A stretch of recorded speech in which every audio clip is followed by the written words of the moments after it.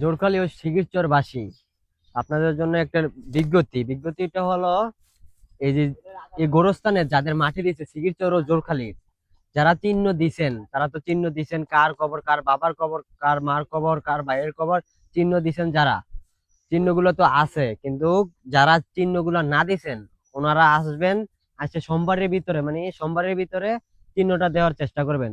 জোরকালীবাসী ও শিগিরচরবাসী যারা এই গোরস্থানে গোরস্থানে কবর দিছেন, বাবা মা বা ভাই বোন যাদের কবর দিছেন, তারা আইসা চিহ্ন দিয়ে যাবেন। এই যে যে আমাদের পাশে যে বাঁশগুলো দেখতেছেন, এগুলো দেখতেছেন, এই পিলার গুলো দেখতেছেন, তো এগুলো আমরা উড়ে ফেলবো, কারণ এগুলোর কারণে অনেক গাছ বা কিছু অনেক বেশি বড় হয়ে যায়। ঠিক আছে, এই যে দেখেন আমাদের পাশে, এদিকে আসো এদিকে আসো, এই যে এগুলার কারণে অনেক ময়লা হয়ে যায়, কারণ এগুলোর কারণে আমরা অনেকটা বাজে দেখা যায়। এগুলো আমরা সবগুলো পিলার টিলার সবকিছু ওটা লাবো, শুধু এই যে এদিকে আসো বা ওইটা দেখাও, এরকম ভাবে চিহ্ন আপনারা দিয়ে যাবেন।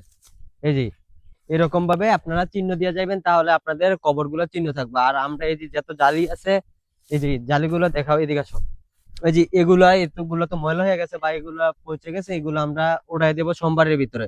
তো আপনাদের জানানো হচ্ছে যে জোরখালি ও শিগিরচরবাসী যদি কেউ কবর এই জায়গায় চিহ্নবাদে থেকে থাকে, তাহলে আপনারা এসে এগুলো চিহ্ন দিয়ে যাবেন, কবরে চিহ্ন দিয়ে যাবেন। যে কবরে চিহ্ন নাই ওই কবরে এসে চিহ্ন দিয়ে যাবেন। ঠিক আছে, সবাইকে ধন্যবাদ।